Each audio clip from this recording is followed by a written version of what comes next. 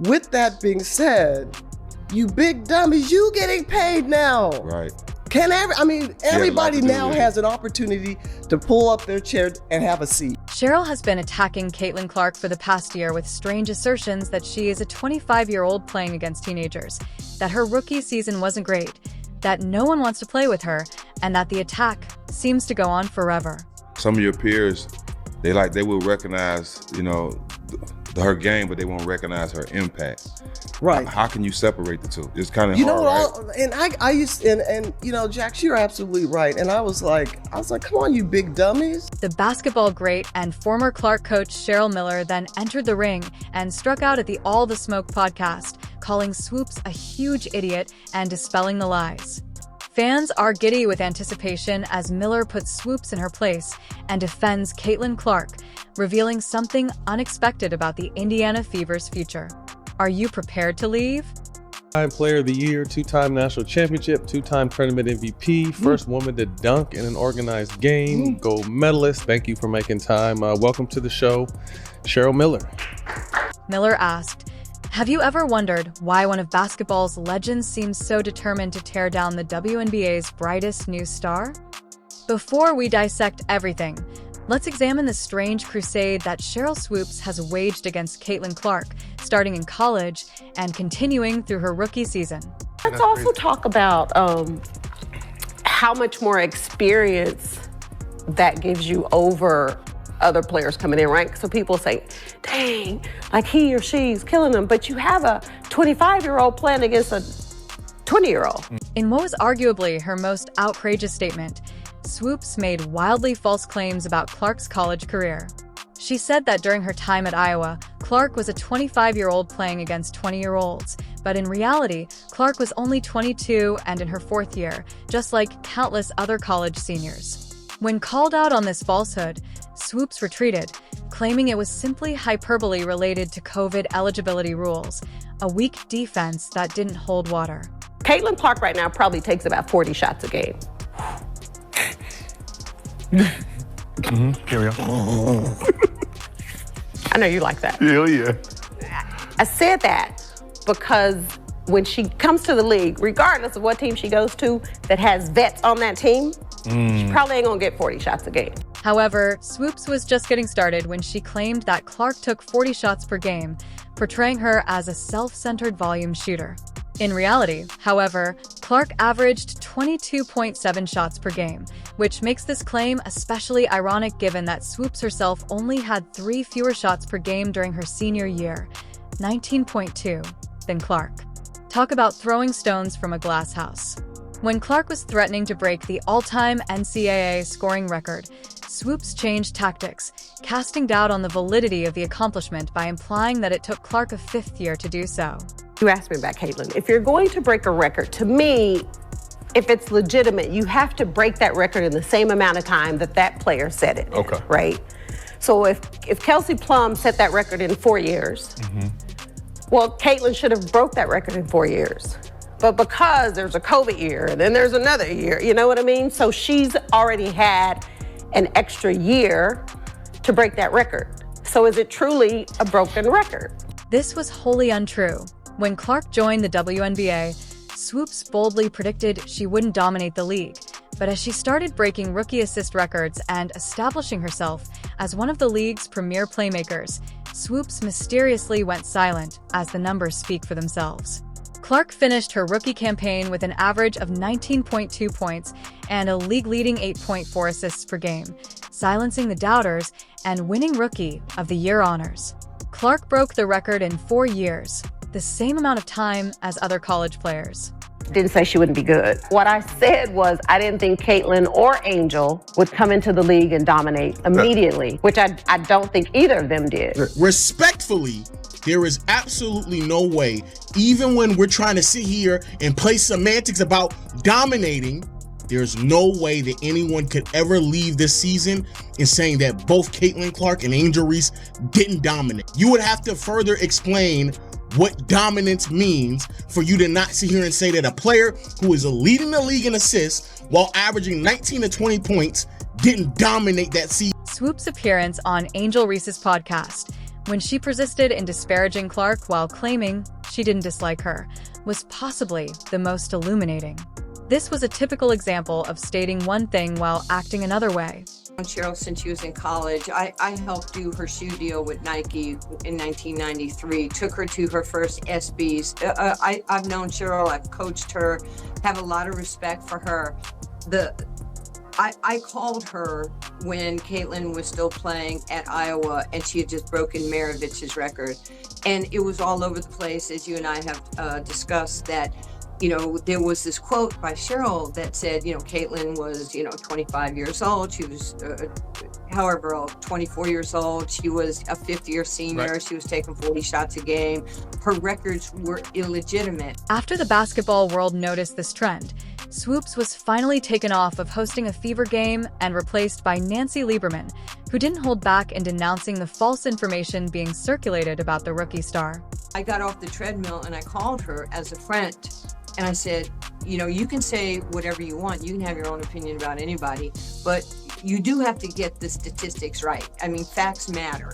And if you just get ahead of this and just say, hey, I made a mistake on my numbers, then this thing is over and everybody respects you for your opinion. And, you might like Boston. I might like the Yankees. It's okay to have difference of opinions. Well, she got upset with me on the phone, and I was like, Cheryl, I'm not doing anything to hurt you. I'm just sharing. We're talking. And so our relationship it pretty much is not happening at this point. I tried to talk to her at the Final Four. Right. She didn't want to talk to me. My life's going to be good or great with or without Sheryl Swoopes in my life. When a basketball legend who has actually coached Clark decides she has had enough of the bullshit, the result is one of the most genuine defenses we've seen in women's basketball.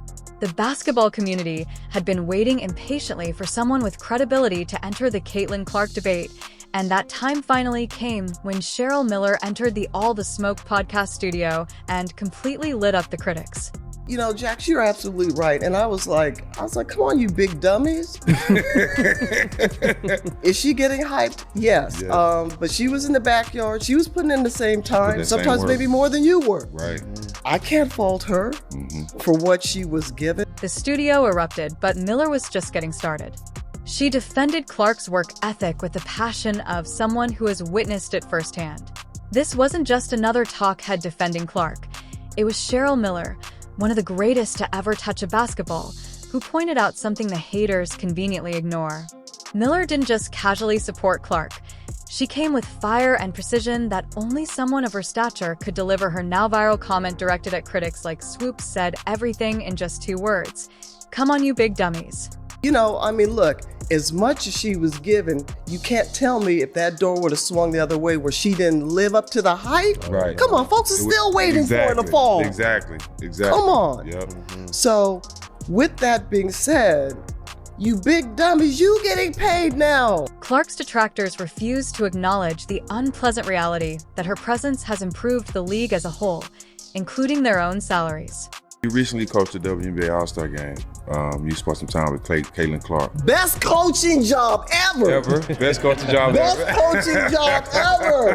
Around Caitlin Clark, how was the experience with her? She's such a big star. I mean, the sky's the limit for her. To be around her, just talk about the type of person she is, how much she loves. To be honest, because it needs to be said, I can relate to that young lady, and I felt for her. Mm-hmm. I know what it's like to be hated. I know what it's like to be a black woman and hated because of my color. Yeah. Miller's defense is particularly strong because she is speaking from firsthand experience rather than conjecture.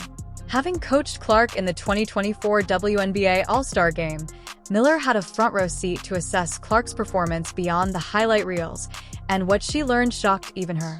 I can't imagine this young lady, I don't want to use hate, but despised. Mm-hmm. And people just having, she brought some on herself a little bit because she's cocky for a good reason. Mm-hmm. Confident. And I love that about her. But to watch the dynamics and the media, they had their narrative. Mm-hmm. And I was pleased and proud to see the narrative wasn't the truth. I was happy and proud to find that the story wasn't the reality. Miller delved deeper and provided unique insight into what makes Clark unique, skillfully destroying months of media spin in a single statement. Watching her pass, and I didn't know how talented she was and how well she sees the game in a 3D version, thinker. Defensively, a lot better than I thought and gave her credit for. So watching her and just spending a little time. And one thing, guys, that I've learned is to step back and let these kids be themselves. When the Fever finally secured their first win of the 2024 season, Miller did more than just congratulate Clark. She gave her some unwavering support when the rookie needed it most. Beneath Miller's technical analysis of Clark's skills is something far more significant. A genuine emotional bond formed in the trenches of Clark's most trying moments. He was getting hit with everything left and right, and I just said, I hugged her, I said, I'm so proud of you. I go, savor this, use this as a formula. I said, but keep being you. I said, no matter what, keep being you. That embrace between Miller and Clark following Indiana's first victory wasn't merely a friendly exchange between basketball players. Rather, it was a turning point that demonstrated how alone Clark had felt amid the barrage of criticism surrounding her league debut. Miller recalled the intense emotion of that exchange. When she spotted me, she exclaimed, "Oh man, finally someone who's on my side," and I gave her the greatest hug I could. She was being hit by everything. Heavy is the crown that she's wearing right now. Right. And it wasn't something that she self-anointed herself. It's something that's been placed on her head, and I hope people understand that.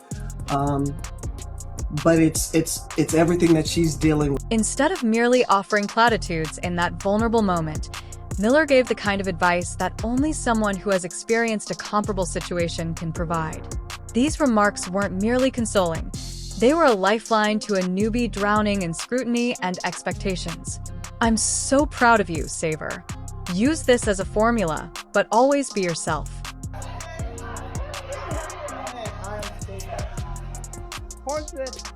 And I gave her the biggest hug that I could. And when she saw me, she's like, "Oh man, finally somebody I see that's on my side."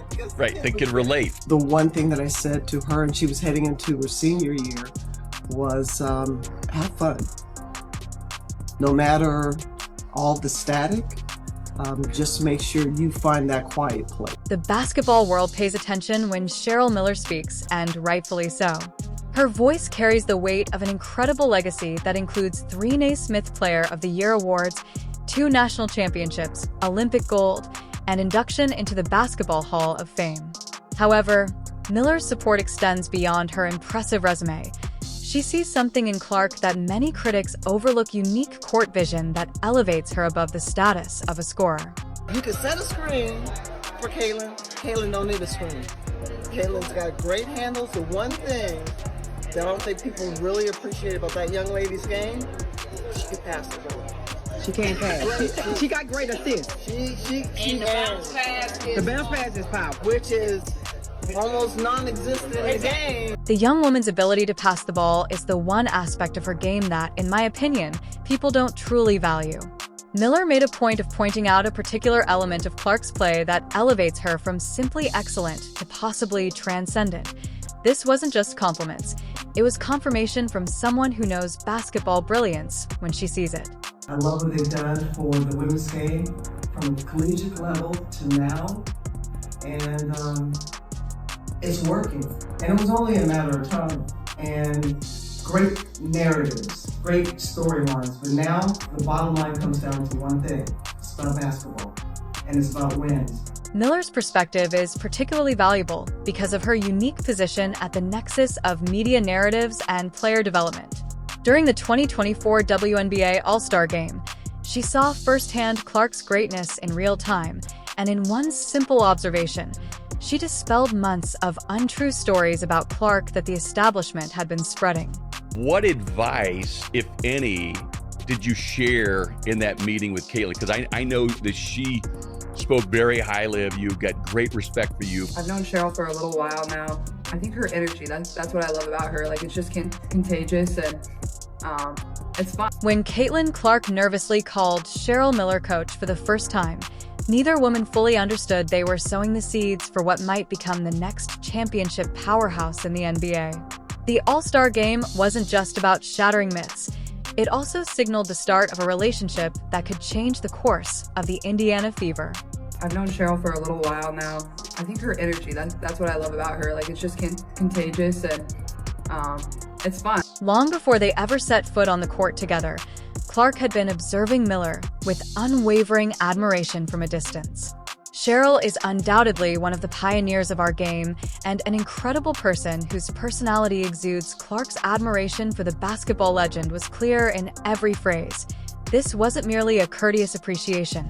Rather, it was sincere enthusiasm from a budding star who recognized the value of working with greatness and the anticipation. It's really exciting for me that Clark shared the news that she would be coaching us as the All-Star coaching announcement drew near.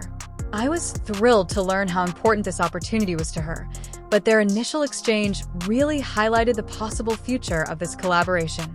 Getting to be around those two people that have done so much for the game, for me is super special. Like, there's still two people that I really look up to and idolize and appreciate everything that they've done, and for them to have this moment too and be a part of it, like, it's just super cool. Clark approached Miller with the reverence of a student meeting their idol, despite her self-assurance on the court. Clark laughed as he recalled this little incident. "When I phoned her coach, she responded, 'I don't know about that. We'll have to see how I do during the game.'" What makes this relationship so intriguing for Indiana's future is how clearly Miller sees the championship DNA already present in the Fever after working closely with the team's core. Miller didn't mince words when he said that Indiana has a very bright future coming from someone who has won multiple national championships and Olympic gold, and that assessment carries weight that basketball insiders instantly recognize. Humility from both sides speaks volumes about the foundation they're building together. Holy smokes. What an opportunity. And I was excited, like really, really excited, till I found out that the team I'm coaching wants to beat the brakes off our Olympic team. I'm like, okay, the pressure's on. So now we got a game, folks. We're going to have a game, but it's been fantastic. Miller was most impressed by the collective fearlessness of the entire Fever roster, not just Clark's individual talent. This is not a team that people want to play on. He noticed that not only are they improving, but they also share a fearless psychological edge and are willing to compete against anyone, which is exactly what championship teams need when faced with hardship. Miller was perhaps most surprised by the basketball intelligence displayed by the young Fever squad. She acknowledged that "I knew their IQ was high because they play at this level, but it's one thing to be ignorant of this cerebral dimension. The ability to not only execute but also comprehend the game at its deepest levels is what distinguishes good teams from great ones." And people that came well before today's game, they were skilled, they were incredible. The spotlight is now enhanced, and give these women credit. They have certainly elevated the game, but there are some truly, truly great players that could play today that played yesterday. And you know what? And I love the way that you said piggyback, because in no way, shape, or form am I not appreciative of where the game is at and the exposure, because we get exposure. Everybody forgot Lynette Woodard until Caitlin Clark broke her scoring record. As we look to the 2025 season, something unique is developing in Indiana that goes beyond simple XS and OS. Caitlin Clark and Cheryl Miller's mutual regard isn't only show. Rather, it serves as the cornerstone of something that may win a championship. Clark has acknowledged Miller as one of the forerunners of our game and commended the way her demeanor exudes sincerity, which is what makes this relationship so potent on both ends. When Miller told Clark, "I'm so proud of you, Saver. Use this as a formula, but keep being you," she wasn't just offering encouragement. She was passing the torch, while some critics continue their tired campaign of misinformation. Miller has been astounded by Clark's abilities, especially her chord vision, which she describes as seeing the game in a 3D version. This isn't just empty praise, it's recognition from one of basketball's greatest minds. This Clark-Miller alliance embodies all the positive aspects of basketball's intergenerational relationships. Indiana's future is not entirely promising. With this type of mentoring in place, It's championship caliber. Tell us in the comments how thrilled you are, and make sure to subscribe and enable all notifications so you don't miss anything. We'll see you in the next one after you click the video on the screen.